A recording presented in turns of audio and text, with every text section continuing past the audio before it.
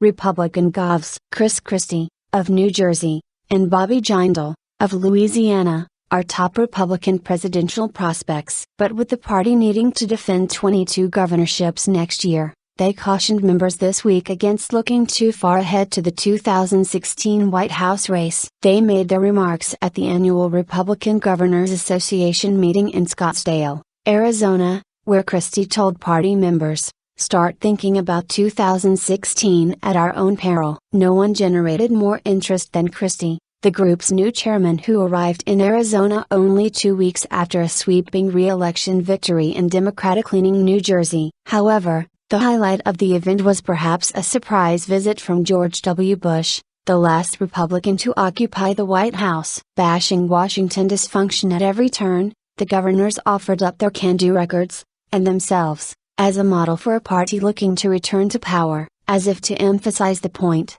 Bush swooped in for a surprise lunch, sharing stories from his time as Texas governor and as president. He encouraged all of us and agrees, I believe, with us that the best breeding ground for presidents is the governors, said Arizona Gov. Jan Brewer, following a 2-hour steakhouse lunch. Christie will raise money for fellow governors, encourage party activists and court financial donors in 2014. The political map could be advantageous for Christie. The most competitive governors' races are expected to be in states such as Florida, Ohio, Michigan and Pennsylvania, places where any future Republican nominee would need to national help, and any vulnerable governor Christie helps could become a future ally. However, Democrats suggest they will try to exploit those relationships by attaching Christie, who now appears their most dangerous 2016 opponent, to governors with subpar performances in the interim years. Jindal preaches a message of substance over personality. Republicans need to define what they're for,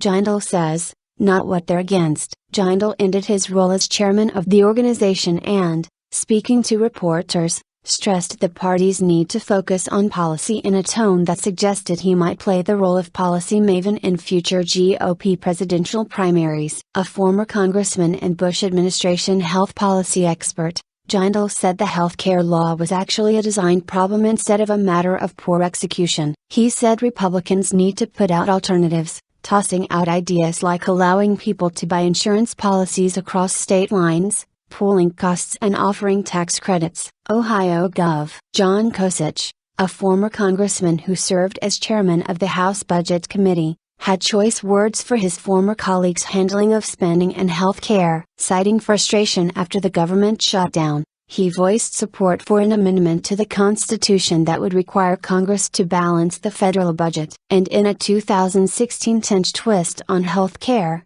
Kasich said Obama's overhaul was really Hillary care, noting the former First Lady's role in reform efforts during the 1990s. Texas Gov. Rick Perry cut a different figure from the gaffe-prone presidential candidate who flamed out during the 2012 Republican primaries. Perry now deflects memories of the past with a sense of humor. When Kasich suggested that Republicans need to revamp the way it conducts presidential debates during a panel, Perry drew laughs when he clapped and yelled, "Hell yeah!" Fellow governors said Perry's economic record is no joke. Several governors pointed to Perry's job creation in Texas as a model, and the governors cited the need to talk to people's hearts on issues like immigration. Wisconsin Gov. Scott Walker wasn't in Arizona. He was promoting his new book, Unintimidated, about his fight with public sector unions and victory in a union-backed recall election. But Walker remains a favorite of Republican donors and is viewed as someone who could win support throughout the party's rival factions. While Walker couldn't make it to Arizona,